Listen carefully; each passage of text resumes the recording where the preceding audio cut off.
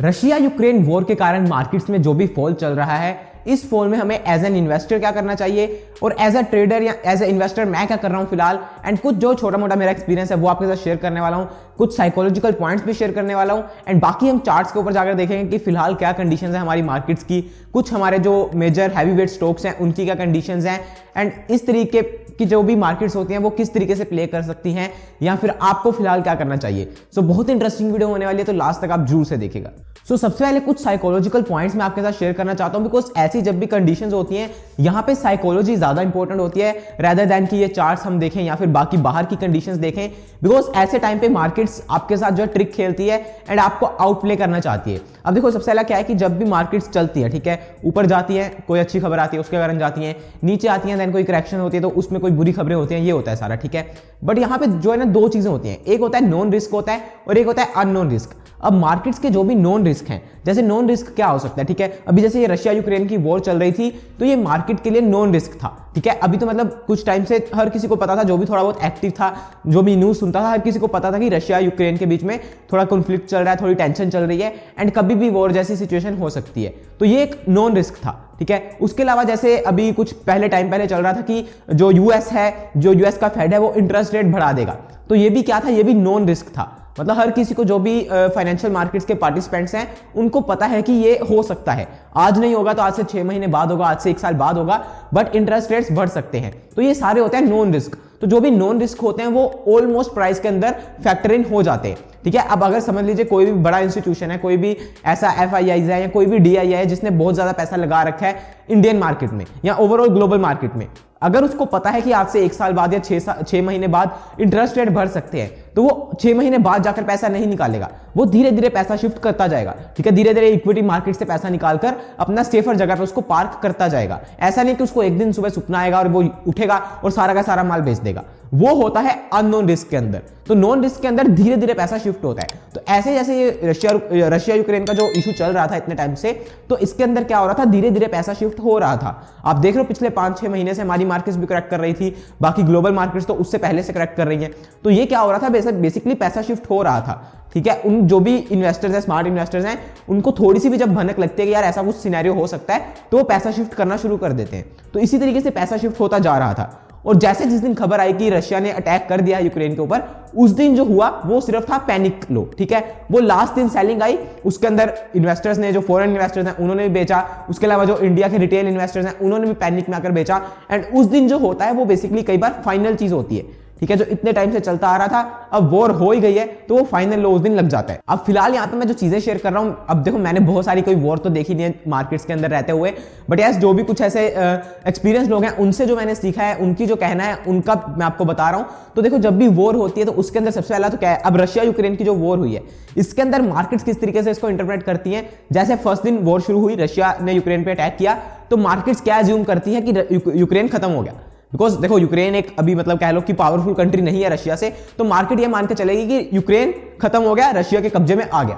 तो अब ये जो सिनेरियो है इसके अंदर जो भी प्राइसेस है वो सारे आपको स्क्रीन पे दिखा दिए जाएंगे कि भाई यूक्रेन खत्म हो गया, रशिया ने उसको कैप्चर कर लिया है, ये प्राइसेस है, ठीक है। अब उसके बाद मार्केट क्या वेट करती है कि यार इससे आगे तो नहीं चीजें बढ़ रही हैं, मतलब बाहर से कोई अमेरिका ने अटैक तो नहीं कर दिया रशिया पे, या और बाकी कंट्रीज क्या कर रही हैं, मतलब वर्ल्ड वार 3 वाला सिनेरियो तो नहीं बन रहा है, या सिचुएशन यहां से बिगड़ तो नहीं रही है। बट जैसे उस दिन रात को अमेरिका की तरफ से भी जो है वो स्टेटमेंट आई कि हम इन्वॉल्व नहीं होने वाले हैं, हमारी आर्मी नहीं जाएगी इसके अंदर, उसी तरीके से इंडिया ने भी कहा कि ये उनका अपना मैटर है, हम नहीं इसके अंदर जाने वाले हैं, बाकी सब कंट्रीज ने भी कहा कि ये उन 2 कंट्रीज का मैटर है, हम अपनी आर्मी नहीं भेज रहे हैं। तो मार्केट को यहां से क्लैरिटी हो गई कि ये चीजें यहां से खराब नहीं होने वाली हैं, यहां से सुधरने वाली हैं। हालांकि ग्राउंड पे आपको खराब दिखेंगी, ठीक है, जो पहले दिन हुआ था उसके बाद अभी खराब हो रहा है, वहां पे उन्होंने उनकी जो कैपिटल सिटी है उसके अंदर भी कब्जा कर लिया, सब कुछ कर लिया, लेकिन वो ऑलरेडी फैक्टर्ड इन है। जो फर्स्ट दिन फॉल आया है 800 पॉइंट निफ्टी गिरी है या बाकी सारे इंडेक्स भी गिरे हैं, वो उस दिन का प्राइस था कि यूक्रेन खत्म हो गया, यूक्रेन के ऊपर सारे के ऊपर कब्जा हो गया। अब वहां से अगर चीजें बिगड़नी शुरू होती हैं तो देन जो है मार्केट्स आगे फॉल करेंगी, अदरवाइज ये जो लो लगे हैं ये आपको हो सकता है आने वाले टाइम में ना दिखे, या अगर दिखे भी तो सिर्फ फिर से रीटेस्ट हो, इससे ज्यादा नहीं हो। तो ये सारी चीजें जो होती हैं ये बेसिकली साइकोलॉजिकल पॉइंट होते हैं कि यस इस तरीके से मार्केट प्ले करती है। अब जो भी होना था यूक्रेन के अंदर वो हो गया, वो प्राइस दिखे एंड खत्म हो गया। उसके अलावा चीज है कि देखो मार्केट जब भी क्रैक करती हैं तो हमेशा कोई ना कोई खबर साथ में आती है, ठीक है, आज नहीं आएगी, कुछ टाइम बाद आ जाएगी, बट खबर आएगी और वो आपको डराएगी भी जरूर से। जैसे अब ये वॉर वाली खबर थी तो इसने बहुत सारे लोगों को डराया एंड बहुत सारे लोग बाय नहीं कर पाए, बट मैं आपको अगर अपना बताऊं तो देखो, मैं तो जो भी व्यू लेकर चलता हूं अपने इन्वेस्टमेंट वाले की मैं बात कर रहा हूं। ट्रेडिंग वाला तो देखो अलग है, ट्रेडिंग वाले में हम थोड़ी चीजें स्टेबल होने देते हैं, इतनी वॉलेटिलिटी के अंदर अगर हम नहीं काम कर सकते तो हम थोड़ा सा बाहर रहते हैं। बट जो इन्वेस्टमेंट वाला है वो ऐसी चीजें जो होती हैं अपॉर्चुनिटी होती है। 5% अगर इंडेक्स हमारा एक दिन में गिर जाता है तो वो एक अपॉर्चुनिटी है इन्वेस्ट करने की लंबे टाइम के लिए। लंबा टाइम मैं ये नहीं कह रहा हूं 2 महीने 3 महीने, 6 साल 5 साल, इतने टाइम के लिए अगर आप इन्वेस्ट कर रहे हो तो ऐसी चीजें आपके लिए अपॉर्चुनिटी है। और अगर आप अपने हाई से देखोगे तो हम ऑलरेडी 11-12% नीचे हैं, तो ये एक बहुत ही अच्छी अपॉर्चुनिटी है इन्वेस्ट करने के लिए। तो जिस दिन 4-5% निफ्टी गिरा हुआ था, मैंने उस दिन भी थोड़ा सा इन्वेस्ट किया था। उसके बाद जब कल 400 पॉइंट ऊपर था निफ्टी, मैंने उस दिन भी थोड़ा सा इन्वेस्ट किया था, मतलब डायरेक्ट स्टॉक्स में इन्वेस्ट किया था। तो अगर आप डायरेक्ट स्टॉक्स में इन्वेस्ट नहीं करना चाहते हो, आपको थोड़ा रिस्क नहीं लेना ज्यादा, तो ऐसे टाइम पे आपको इंडेक्स फंड में तो कम से कम जरूर से इन्वेस्ट करना चाहिए। बिकॉज 10-12% अगर हम इंडेक्स में क्रैक कर चुके हैं तो एक बहुत ही अच्छा एरिया होता है जहां पे हम लंबे टाइम की अपनी इन्वेस्टमेंट जो वो प्लान कर सकते हैं। और प्लान करने का मतलब ये नहीं कि आप 100% पैसा लगा दो, आप 20%, 25%, 30% पैसा यहां पे थोड़ा सा लगा सकते हो। और अगर चीजें यहां से खराब होती हैं, इंडेक्स और गिरते हैं, तो फिर बाकी पैसा आप धीरे धीरे डिप्लॉय करना शुरू कर सकते हो। सो ये तो सारा ओवरऑल थोड़ा कंडीशन हो गई कि क्या चल रहा है क्या नहीं चल रहा है। बट मेरे हिसाब से मेरा व्यू यही है कि ये चीजें थोड़े दिन के लिए रहेंगी, थोड़े दिन के लिए वॉलेटिलिटी रहेगी। अगर हम फिर से थोड़ा सा नीचे वहीं पे जाना चाहेंगे जहां पे हमने उस दिन लो लगाया, वहां पे हो सकता है हम चले जाएं। बट आफ्टर ऑल यहां से चीजें रिकवर होनी शुरू हो जाएंगी, ज्यादा यहां से मतलब पूरा कुछ बुरा सीन होने नहीं वाला है। और अगर देखो फिर वर्ल्ड वॉर 3 हुई, वो हुआ, तो फिर तो भाई भैया कि हर कोई डूबेगा तो साथ में डूबेंगे, कुछ अकेले तो आप डूबने नहीं वाले हो। बिकॉज वर्ल्ड वॉर 3 कोई ऐसा सिंपल सा सिनेरियो है नहीं कि जो हर दूसरे तीसरे साल होती है, वो तो कभी कभी होती है। तो फिर उससे में तो हर किसी का नुकसान होगा, तो उससे आप बच नहीं सकते हो जब आप इक्विटी मार्केट्स में पार्टिसिपेट कर रहे हो। बट मेरे हिसाब से चीजें खराब नहीं होने वाली हैं, एंड यहाँ पे डेफिनेटली हम थोड़ा सा देख सकते हैं बाइंग की तरफ। बाकी अभी हम थोड़े से अपने चार्ट्स पे चलते हैं, वहां पे हम कुछ अपने हैवी वेट स्टॉक्स को देखते हैं कि वो फिलहाल कैसा कर रहे हैं। बिकॉज वहां से हमें एक आइडिया मिलेगा, एक पिक्चर मिलेगी कि यस क्या हो रहा है हमारी मार्केट्स के अंदर। ठीक है, तो सबसे पहले मैं यहाँ पे ना आपको चार्ट के ऊपर एक इंपॉर्टेंट चीज़ बताना चाहता हूँ, और वो मैं स्टॉक को देखकर बताता हूँ। निफ्टी को हम बाद में देखेंगे। तो सबसे पहले हम जो हमारा सबसे one of the heavy weight stock है दैट इज रिलायंस इंडस्ट्रीज, तो इसको देखते हैं। तो अगर हम इसका लाइक डेली चार्ट देख रहे हैं तो हम एक चीज़ देख रहे हैं कि ये लाइक पिछले कुछ टाइम से कंसोलिडेशन ही कर रहा है, और कुछ टाइम वो मतलब कम नहीं है। सबसे पहले तो देखोगे यहाँ पे इसने अगस्त 20 से लेकर यहाँ पे अराउंड मई 21 तक जो है पूरी कंसोलिडेशन करी थी। उसके बाद थोड़ा सा निकला था एंड वहाँ से एक पूरी इसमें जो है चाल आनी शुरू हुई थी, बट उसका फिर से ये वापस आ गया इसी जगह पे। एंड देन उसी एरिया में लाइक 2100, 2200, 2300, 2400 की रेंज के आसपास ही कंसोलिडेशन कर रहा है बहुत टाइम से। और ये लाइक पूरा कह लो तो आप 1.5 से 2 साल हो गए इसको यहीं पे कंसोलिडेशन करते हुए। ठीक है, मतलब सितंबर 2020 में शुरू करी थी और अभी हम जो है वो मार्च के आसपास आ चुके हैं 2022 में। तो ये पूरा एक कंसोलिडेशन का फेस है। अब इतनी लंबी अगर कंसोलिडेशन करने के बाद अगर स्टॉक्स नीचे को तोड़ना शुरू करते हैं, अपनी मेजर सपोर्ट्स तोड़ते हैं, तो देन वहां से हमें एक सिग्नल मिलता है कि ये जो यहाँ पे दिक्कत हो रही है वो थोड़े लंबे टाइम फ्रेम की हो रही है। बिकॉज अगर समझ लीजिए कोई स्टॉक कंसोलिडेशन कर रहा है, ठीक है, एक लंबे टाइम तक उसने कंसोलिडेशन कर ली, 6 महीने, 7 महीने, 8 महीने, 1 साल, और वहां से अगर उसने उसको नीचे को तोड़ना शुरू कर दिया एंड सस्टेन करना शुरू कर दिया, तो इसका मतलब कि वो करेक्शन को अपनी बढ़ा रहा है। और इसी तरीके से यहाँ पे अगर आप रिलायंस का चार्ट देखोगे तो यहाँ पे ये पूरी कंसोलिडेशन के बाद इसने इसको ब्रेक किया नीचे को, बट ये फिर वहीं पे रुक गया जहां पे इसने पहले सपोर्ट ली थी, इस एरिया के आसपास, दैट इज 2250 के आसपास। तो इसको हम ब्रेक नहीं मानते हैं। ठीक है, ये सिर्फ एक लास्ट मूव हो सकता है। जैसे आप यहाँ पे देखोगे, यहाँ पे भी इसने कितनी बार उसको जो है नीचे को ब्रेक करने की कोशिश करी थी अपनी यहाँ पे स्पोर्ट्स को, बट फिर वहीं से बाउंस बैक होकर एंड देन वहां पे ऊपर की जर्नी इसने शुरू करी थी। तो इसी तरीके से यहाँ पे भी अगर आप देखोगे तो यहाँ पे जैसे एक बहुत इंपॉर्टेंट एवरेज है दैट इज 200 की एवरेज है डेली टाइम फ्रेम की, जो कि एक बहुत मेजर सपोर्ट होती है। उसको इसने एक दिन तो ब्रेक किया है, बट देन फिर से यहाँ पे अगर रिबाउंड होकर यहाँ पे ऊपर आ जाता है तो देन इसको हम ब्रेक नहीं मानते हैं, इसको हम मानते हैं कि ये इसी करेक्शन का हिस्सा है। तो इसलिए यहाँ पे हमें इस चीज का ध्यान रखना होता है कि 1 दिन 2 दिन का हमें बेनिफिट ऑफ डाउट देना पड़ता है कई बार जब हम चार्ट्स को देख रहे हैं। ठीक है, तो ये हमारा रिलायंस इंडस्ट्रीज का चार्ट है जो कि बहुत एक लाइक क्रूशियल जगह पे है। यहाँ से अगर इन्होंने नीचे को ब्रेक करना शुरू किया तो फिर जो भी दिक्कत आएगी फिर मेरे हिसाब से जो है स्मॉलर टाइम फ्रेम की नहीं आएगी, फिर बड़े टाइम फ्रेम की आएगी। बिकॉज यहाँ से अगर इसने ब्रेक किया तो फिर सबसे पहला स्टॉप तो इसका वही पुराना एरिया जो 1820 से 1840 का है वहां जाकर लगेगा। तो फिर टाइम भी बढ़ेगा, अपना प्राइस भी बढ़ेगा, सब कुछ बढ़ेगा, और फिर सिर्फ रिलायंस में नहीं बढ़ेगा, फिर पूरी मार्केट में बढ़ेगा। ठीक है, तो सबसे पहले हम अब निफ्टी का चार्ट देखते हैं। तो थोड़ा सा चार्ट्स पे हम डिस्कशन करेंगे सो दैट हमें थोड़ा सा क्लैरिटी मिल सके। बट फिर भी मैं कहूँगा जब ऐसी सिचुएशंस होती हैं इवेंट्स चल रहे होते हैं बाहर पे, तो तब हमें चार्ट को तो देखना होता है, बट साथ में साइकोलॉजी को भी जरूर से देखना होता है सो दैट हमें एक क्लियर पिक्चर मिल सके। तो अब यहाँ पे अगर हम निफ्टी को देखेंगे तो यहाँ पे निफ्टी की करेक्शन शुरू हुई थी अराउंड अक्टूबर के महीने में। अब अक्टूबर के महीने से पूरा करेक्ट कर रहा है। अब यहाँ पे जिस जगह पे हम आ चुके हैं ये वो एरिया है जहां पे करेक्शन खत्म हो सकती है, और अगर यहां से बढ़ी तो फिर लंबे टाइम फ्रेम के लिए बढ़ेगी। बिकॉज देखो करेक्शन ऐसा नहीं कि हाँ कोई भी तरीके से शुरू हो जाती है, करेक्शन का भी प्रोसेस होता है। तो ये पूरा अगर इसने 4 से 5 महीने यहाँ पे कंसोलिडेट करा है तो उसके बाद 2 चीजें हो सकती हैं, या तो यहाँ से ट्रेंड कंटिन्यू हो जाए या फिर ये करेक्शन बढ़ जाए। तो वो कब हमें सिग्नल मिलेंगे, जब यहाँ पे पुरानी सपोर्ट्स ब्रेक होनी शुरू हो जाएंगी। जब यहाँ से पुरानी सपोर्ट्स ब्रेक होनी शुरू होंगी तभी हमें सिग्नल मिलेगा कि एक करेक्शन बढ़ रही है। बट यहाँ पे सपोर्ट ब्रेक नहीं हुई, सिर्फ एक दिन के नीचे क्लोजिंग आई इस पर्टिकुलर सपोर्ट के नीचे, एंड देन वहां से फिर से वापस आ गया। और अगर ये फिर यहीं इसी एरिया में आ जाता है 17,200 17,400 के आसपास, तो ये सिर्फ एक फॉल्स मूव माना जाएगा, जो कि लोगों को डराने के लिए था, लोगों का माल कटवाने के लिए था, सिर्फ उस कारण से था। तो इस चीज का हमें ध्यान रखना होता है। बाकी यहाँ पे जो मेजर सपोर्ट अभी है वो तो बेसिकली ये लाइन है जो मैंने यहाँ पे लगा रखी है अराउंड 16,000 के आसपास, बिकॉज यहाँ पे पूरा लाइक 1.5 से 2 महीने निफ्टी ने कंसोलिडेट करा था। तो जब इस लोस के नीचे जाकर, इन एरियाज के नीचे जाकर निफ्टी सस्टेन करना शुरू करेगा, तब हम मानेंगे कि ये बड़े टाइम फ्रेम की जो चीजें खराब हो रही हैं। बट जब तक इन चीजों के ऊपर है तब तक हमें सिर्फ बाइंग के लिए ही देखना चाहिए मेरे हिसाब से। अभी हम कुछ और इंपॉर्टेंट जो है बड़े चार्ट्स देख लेते हैं, दैट इज एचडीएफसी बैंक का देख लेते हैं, जिनका की निफ्टी के अंदर वेटेज है, बिकॉज इन्हीं के चार्ट से हमें पता लगेगा कि ओवरऑल निफ्टी में क्या हो रहा है। तो एचडीएफसी बैंक का भी अगर आप देखोगे सिमिलर चार्ट है, पूरा लाइक अराउंड 2 साल हो गए करेक्शन, 1 साल हो गया करेक्शन करते हुए। दैट इज फेब के महीने में शुरू हुई थी 8 फेब के आसपास 2021 के, एंड अभी हम जो है फेब खत्म हो चुका है 2022 का। तो ये पूरी करेक्शन ही मानी जाएगी, ठीक है, 1 साल की करेक्शन है। अब अगर ये वाले एरिया जो नीचे इसने ये बना रखा है दैट इज 1400 के आसपास का, जब इसके नीचे जाकर सस्टेन करना शुरू करेगा तो हम मानेंगे कि ये करेक्शन बढ़ रही है, अदरवाइज नहीं है। और वो भी मैं कह रहा हूं सस्टेन करेगा, ये नहीं कि एक दिन चला गया और फिर वहां से वापस आ गया, उसको नहीं मानते हम जब हम चार्ट्स देखते हैं। यही फर्क होता है साइकोलॉजी में, या फिर चार्ट्स जब आप एक्सपीरियंस हो जाते हो, थोड़ा बहुत आपको समझ आ जाती है तब। अदरवाइज आप सिर्फ इस एक कैंडल से मानोगे कि ये सारा एरिया खराब हो गया और अभी तो ये नीचे आएगा, बट आपको थोड़ा टाइम देना पड़ता है, ठीक है, थोड़ा सा वेट करना पड़ता है। तो ये जब तक एरिया सस्टेन है एचडीएफसी बैंक का, ये सारा एरिया, इस पूरे एरिया को आप कह सकते हो 1370 1350 से लेकर 1400 तक का, तब तक इस चार्ट में कोई भी खराबी नहीं है, एंड ये चार्ट ऊपर जाने के लिए तैयार है, ठीक है। तो इस चीज को हमें ध्यान में रखना है। तो एचडीएफसी बैंक का भी चार्ट हमने देखा, रिलायंस का भी चार्ट देखा है, दोनों हैवी वेट्स हमें ये बता रहे हैं कि हम बहुत ही इंपॉर्टेंट पॉइंट पे हैं, जहां से अगर करेक्शन बढ़ी तो फिर लंबे टाइम फ्रेम के लिए बढ़ेगी, और अगर हम यहां से ऊपर गए तो बहुत तेजी से जाएंगे, एंड बहुत ही लाइक करेक्शन खत्म होने वाला सीन होगा, ठीक है। उसके अलावा हम एक बार इन्फोसिस का चार्ट देख लेते हैं।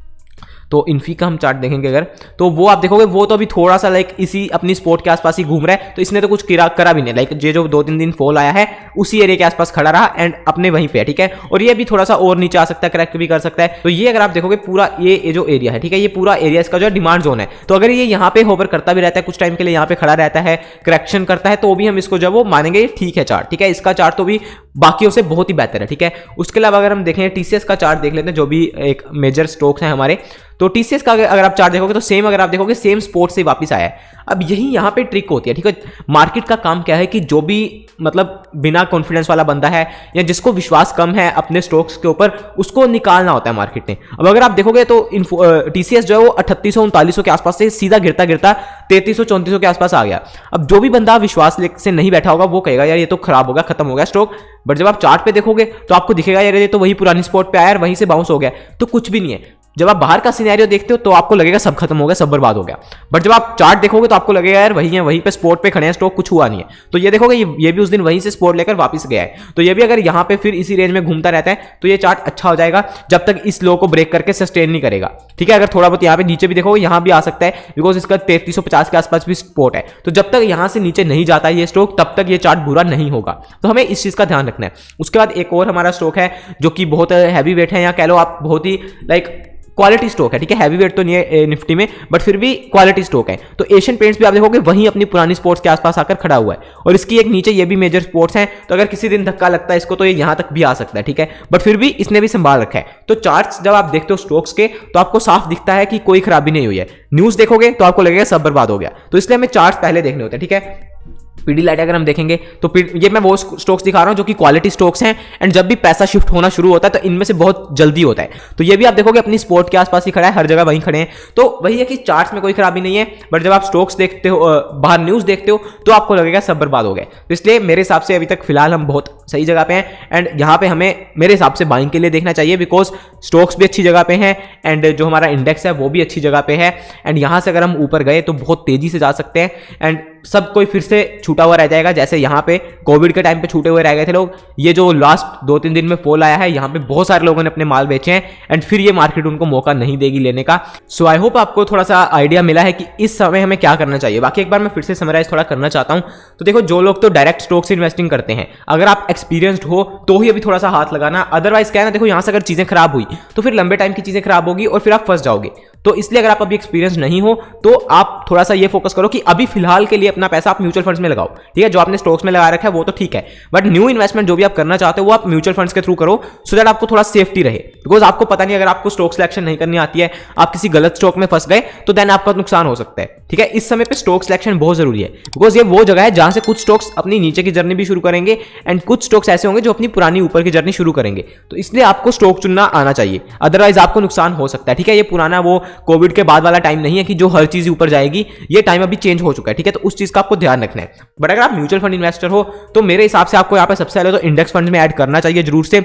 उसके अलावा जो भी आपके लंबे टाइम वाले फंड आपने रख रखे हैं, 3 साल 5 साल वाले, चाहे वो मिड कैप हो, चाहे वो स्मॉल कैप हो, चाहे वो कोई मल्टी कैप फंड हो, उनमें भी आपको थोड़ा थोड़ा जो है वो टॉप अप जरूर से करना चाहिए। दैट इज लमसम थोड़ी सी इन्वेस्टमेंट करनी चाहिए, बिकॉज हम हाइज से अपने 10-12% नीचे हैं एंड ये अपॉर्चुनिटीज आपको वही है कि 1-2 साल बाद मिलती हैं, कभी कभी नहीं भी मिलती हैं। तो इसलिए ये अपॉर्चुनिटी अगर हमें मिली है तो इसका हमें यूज करना चाहिए लंबे टाइम की इन्वेस्टमेंट के लिए। बाकी अगर आप ट्रेडिंग करते हो तो उसके अंदर आपको फिर डे टू डे देखना पड़ता है। बट मेरा जो भी पर्सनल व्यू है, मेरे हिसाब से मार्केट क्या कर सकती है, अगर तो देखो ये जो लाइन हमने 16,000 की लगा रखी है, यहां तक मार्केट आ सकती है, चक्कर मार सकती है। बट फिलहाल जिस तरीके से यहां पे मार्केट ने ट्रैप किया है, दैट इज शॉर्ट सेलर्स को ट्रैप किया है एंड जो लोग इस दिन माल नहीं ले पाए उनको ट्रैप किया है। अब मार्केट क्या कर सकते हैं, मार्केट सीधा जो स्टॉप है मेरे हिसाब से 17,200, 300, 400 के आसपास लगाएगी, बिकॉज वो एक एरिया ऐसा है, जैसे ये वाला दैट इज 17,300 या 200 के आसपास, वो एरिया एक ऐसा एरिया है जहां से मार्केट पिछली बार गिरी थी।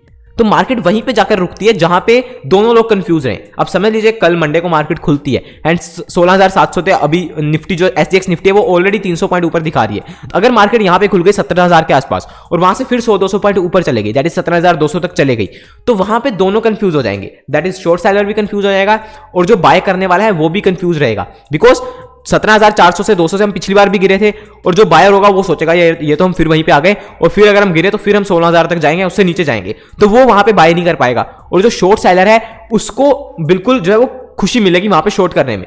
क्यों? क्योंकि वहां पे पिछली बार हम गिरे थे, वहां पे उसके सामने पूरा स्टॉप लॉस भी होगा एंड उसको बहुत ही जो है वो आसानी होगी शॉर्ट करने में, तो वहां पे वो शॉर्ट करेगा और इसलिए वहां से मार्केट फिर उसको ट्रिक करके जो है ऊपर जा सकती है। तो वो एरिया पे जाकर मार्केट रुक सकती है जहां पे दोनों लोग जो है वो कंफ्यूज रहे। एंड सेम यहां पे भी मैं थोड़ा सा इन्वेस्ट कर रहा हूं, बट डेफिनेटली 100% मैंने ये नहीं कि जिस दिन ये बाजार गिरा मैंने उसी दिन 100% अपना पैसा लगा दिया है, थोड़ा लगाया है। अगर यहां से ऊपर जाना शुरू होगा, चीजें मेरे फेवर में जानी शुरू होगी तो और पैसा मैं लगाऊंगा। सो आई होप आपको ये वीडियो अच्छी लगे। अगर आपको वीडियो अच्छी लगे तो लाइक करें एंड अगर आपको कुछ सीखने को मिला है तो जरूर से बताइए मेरे को कमेंट सेक्शन में। एंड अगर आप पहली बार चैनल पे आए थे तो सब्सक्राइब करिए। बाकी मैं मिलता हूं आपसे नेक्स्ट वीडियो में। Thanks for watching.